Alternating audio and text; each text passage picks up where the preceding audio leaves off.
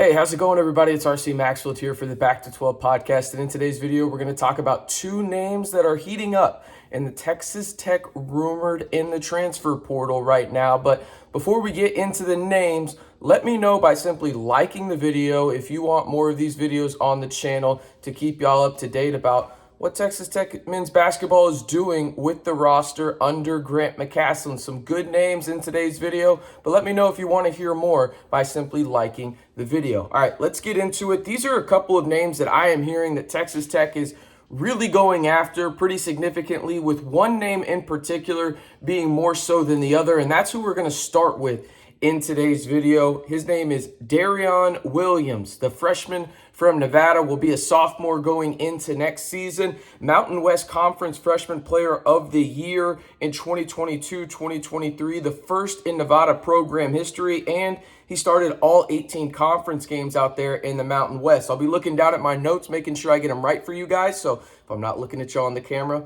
that's why. But when Williams played last year, he averaged 7 points, 7 rebounds, 3 assists as a true freshman at Nevada and shot 35.7% from three. Now, those numbers are not, going to wow you with any stretch of the imagination, but you have to remember he was a true freshman being asked to do a lot in the Mountain West Conference, albeit not a Power 6 conference, but the Mountain West, pretty solid. They had a team in the Final Four, had a couple other teams in the NCAA tournament, right? The things I noticed while watching Williams in the tape that I could find was this. He's really solid off the ball at finding space and being ready for a catch and shoot shot. He shot 39% off of the catch and shoot last year as a true freshman. That's a really good sign, right? Because that means that he's okay with playing off the ball and he can still contribute being a guy off the ball, right? He plays at his own pace when he does have the ball in his hands, and he knows how to get to his spots with regularity. And the best thing I could probably say about his game offensively when he's not on the ball is he's a really good cutter, right? And that's something that I think you have to have in the Big 12 is guys that are good off the ball, that understand space and understand how to cut to the basket to get as easy buckets as possible. He stands at 6'6". He can guard multiple positions, probably feel comfortable him guarding 1 through 3. 1 through 4 is a little bit of a stretch. He's got the wingspan to do it and the size to do it, but I'd probably feel more comfortable with the 1 through 3, and I think he could terrorize smaller guards with his length and his athleticism in the Big 12 defensively. He's a really solid passer, right? He had an 18% assist rate as a true freshman. Basically, a fifth of the assists that Nevada had last year came from him. That's pretty solid numbers right there. And another aspect, you hear that stat line, 7, 7, and 3. He knows how to attack the glass. He plays a little bit bigger than 6'6" when it comes to going up and getting rebounds. And is he going to wow you with his vertical? I really don't think so, but he is a guy that knows how to use his body well, knows how to position himself and really attack the glass with two hands and get transition going early because he has guard-like skills, right? He can guard multiple positions, as I mentioned, and I'll say this, don't be surprised if you hear Williams is going to be on campus here in the next 7 to 10 days. Texas Tech is going really hard after him. He's from Las Vegas. Him and Pop know each other. They didn't play at the same high schools. He played at Bishop Gorman. Pop played at Coronado out there in Vegas. But do not be surprised if he is on campus here in the next, I don't even know. I think 7 to 10 days is probably a stretch. Let's just say this possibly weekend or early next week, because I think Texas Tech has targeted him as a guy that they are really high on in the portal, and I think Texas Tech could get a good one as, again, he was the Freshman Player of the Year last year in the Mountain West Conference. He will have 3 years of eligibility left if he does indeed come to the 806. Before I get into the next guy, I want to hear from you guys, though. After everything I've told you about Darrion Williams, would you want Texas Tech to get Darrion Williams? Just a simple Y for yes or N for no down in the comments. Now let's talk about another one. This is Glenn Taylor Jr. from Oregon State of the Pac-12. Played at Compass Prep High School out in Arizona. You may recognize that high school because Lamar Washington, who looks like he will indeed stay at Texas Tech, played at the same high school. They didn't play together. They missed each other by a year. Glenn Taylor Jr. is a sophomore going into his junior season and has 2 years of eligibility left. He averaged 11.6 points per game, 3.7 rebounds, 2 assists at Oregon State as a sophomore last season, made the All Pac-12 freshman team the year prior, in 2022. And the thing that stands out about Glenn Taylor Jr., who stands at 6'6", he's a versatile wing that can really guard multiple positions like Darrion Williams. And the thing is that Texas Tech struggled with last year was it felt like they didn't have enough of these guys that were impactful on both ends of the floor. Like they had a couple of guys that, were that 6'5", 6'6" variety, but they weren't as impactful as you wanted them to be on really either end of the floor.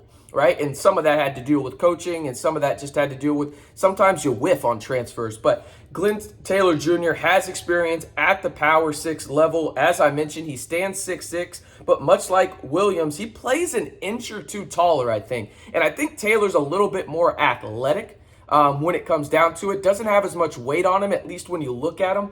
Probably about 190, maybe 200. Williams looks like he's about 210. When you look at him, but he plays a little bit bigger around the rim and makes an impact not only when he drives to the rim, he's crafty, he can finish through contact, but also rebounding as well. Don't let that 3.7 rebounds fool you. He had to play like a guard for Oregon State because they had limited playmaking, and he was one of the only guys that could do it. So that's a guy that I'm interested in from the standpoint of, I think with other guys around him, he could potentially have a higher rebound total because of the impact he has with his athleticism and the versatility he brings when it comes to guarding positions, probably 1 through 3, maybe 1 through 4 because of how athletic he is, but just probably depending on the other team's 4 at that point. He only shot 30.7% from 3. I think that's better. That can be better if he does come to Texas Tech or ends up somewhere else because he will not be asked to do as much. I think he can play off the ball. He can be a primary ball handler if you want him to, but I think when it comes down to it, Glenn Taylor Jr. is probably better off the ball, finding space in the catch and shoot. And that's one thing that I noticed watching his tape. He is a much better catch and shoot guy than he is off the dribble. And I think that could play huge dividends with some of the guards that Texas Tech is potentially bringing back in the likes of Pop Isaacs, Lamar Washington, guys like that. I think that Glenn Taylor will be asked potentially to run the point as a point forward for some stretches, but that will not be his primary goal offensively, right?